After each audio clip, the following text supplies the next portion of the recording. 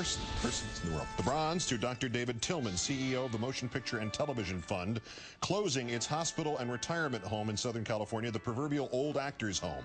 About 120 retired performers and behind-the-camera people, wardrobe artists, everybody, will be farmed out to various nursing homes. This because the fund says it's losing $10 million a year and is rapidly running out of money, except that its latest financial statements from last November indicated no losses, and its statement from July 2007, when it opened a brand new multi-million-dollar gymnasium, showed about a 10% increase in money in the fund from the previous year. As late as last October, the family of a veteran Hollywood actor asked that in lieu of flowers, donations in his memory be made to the Motion Picture and Television Home, and now its residents are being evicted, told in essence to go and die somewhere else. Amid rotten-smelling stories of money suddenly vanishing and more stories that the fund wants to instead open a condo-like development. Number 2, Billo the Clown. As you know, everything bad in the world he perceives is caused by NBC, us and Al-Qaeda.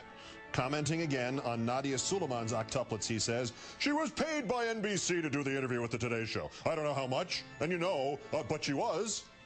You're full of it. You barely know where your elbow is. And this one will probably require a retraction, sir, or my guess is there will be lawyers. The statement from my friend Alison Gollust of NBC News, quote, "NBC News does not pay for interviews. We did not pay Nadia Suleiman or anyone who represents her for our interview. We didn't license a single photo or video from her or anyone who represents her. Not a dime. There is no deal with anyone at NBC Universal." Doesn't leave you a lot of room there, Billy. Hint, retraction. This does explain why Fox scrubbed its transcript of O'Reilly's show to make it look like O'Reilly didn't say she was paid by NBC to do the interview, but as if he had actually said she was made by NBC to do the interview. Sleazebags. But our winner, comedian Rush Limbaugh, again rejecting bipartisanship, and a return to his insistence that he wants President Obama to fail.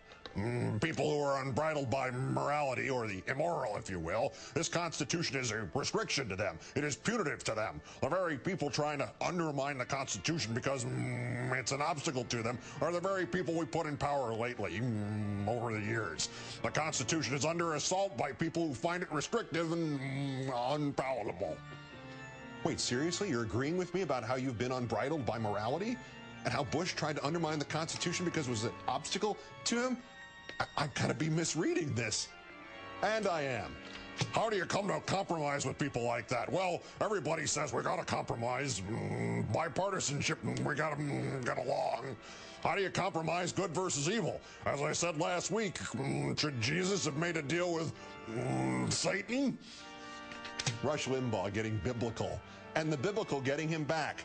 Saying he hoped Obama failed was, quote, a terrible thing to say. I mean, he's the president of all the country. If he succeeds, the country succeeds. If he doesn't, it hurts us all. Anybody who would pull against our president is not exactly thinking rationally.